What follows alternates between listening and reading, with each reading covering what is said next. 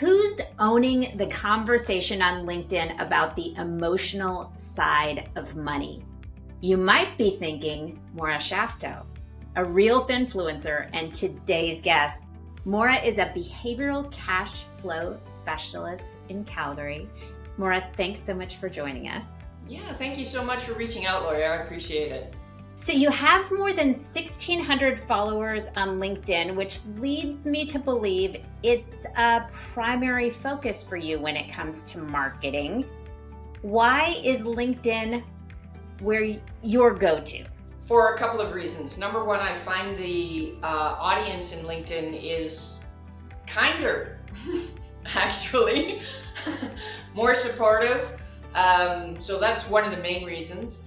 And I've met some wonderful, wonderful people on LinkedIn just through the platform who are now my friends in real life. Well, I guess that's what social networking is all about, even when it's business social networking. So let's cut to the chase. I want to share some video that you've created. I want to talk about your strategy on LinkedIn. But before I do that, the whole purpose of video marketing is to have an end result beyond getting your videos viewed, and that is the business case of video marketing and it really moving the needle for you.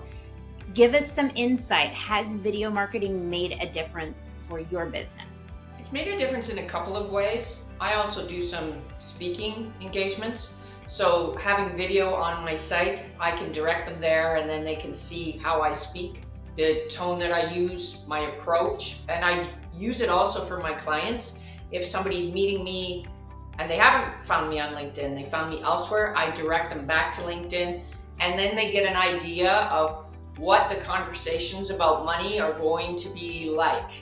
When it comes to the videos that I was scrolling through on your LinkedIn video feed, it looks like most of your content is hitting under the 60-second mark. Is that intentional for you? Recently, I'm trying it out over 60 seconds. I wouldn't normally go more than 3 minutes, and I have been trying to repurpose some of my video content and then shortening it up and pulling something out that I think might interest people to get it under that 60. Maura, one thing I noticed about your videos on LinkedIn is that you have consistently nearly as many comments as you do likes and supports and great idea, click of the icons. You're getting conversations happening around your video content. Is there something you're doing to facilitate those conversations? Well, I certainly do try to support other creators, so that helps a lot. They could be people I know or people whose information comes up in my feed. If I'm posting a comment, I try to make it a worthwhile comment. One thing I noticed on your description of your post or the copy of your post is that you said, as always, appreciate your thoughtful comments, which I thought was such a warm way to encourage your audience to drop down into the comments and tell you what they think.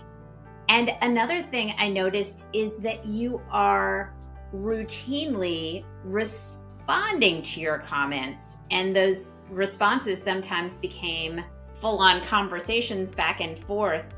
Both of those, I think, are incredibly important when it comes to not just nurturing those relationships online, but also beating the algorithm and showing like there is interest around this particular post. The algorithm should show it to more people. How much time do you spend on LinkedIn in your average week? Depends how prepared I am, but I can do a video in, other than hair and makeup, like if I put makeup on, I can do a video in 20 minutes, then I'll just do some editing, wait for it to load so I can do the subtitles, I also write other posts, so I'm also creating some stuff in Canva. And it depends whether I'm repurposing stuff. Sometimes I'll go back to my old posts and I'll go, oh, you know what, that was pretty good. Why don't I take that and reuse it? So that's I'd say another 2 hours, easy. LinkedIn is part of my job. Social media is part of my job. And you have to find that balance, or I have to find that balance between allowing it to feel as if it is your job. And it's not my work. It's part of my work, but it's not the work that I do with my clients.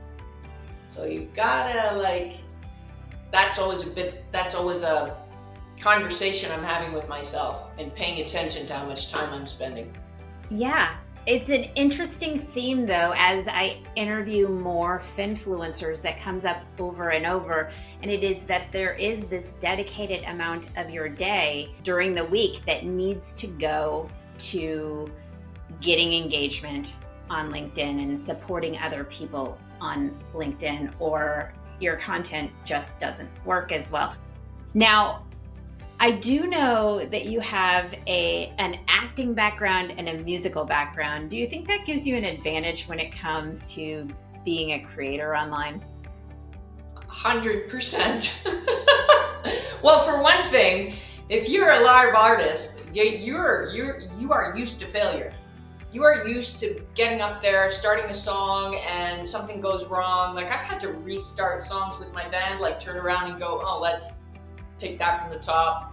No, right? So I'm used to failure. So, and not taking myself too seriously. I've done voiceover work, and I think also some of it comes with being older and taking yourself less seriously, really. My first goal when I started doing video was to get better at what I was doing, get better at my messaging, get more consistent with my messaging. And so I'm now I feel I've met those goals.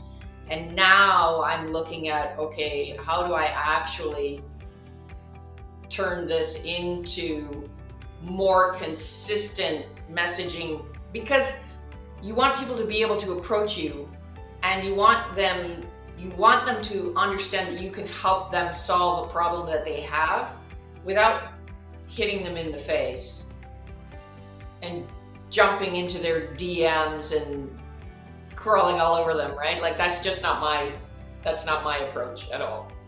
Especially with money, because people are already freaked out about money. Well, we'll leave you with this, that if Maura can do it, you can do it too. And if you find that you want to grow your authority and your practice with video and you do need some help, that's what we do at Decanter. We'll see you next time.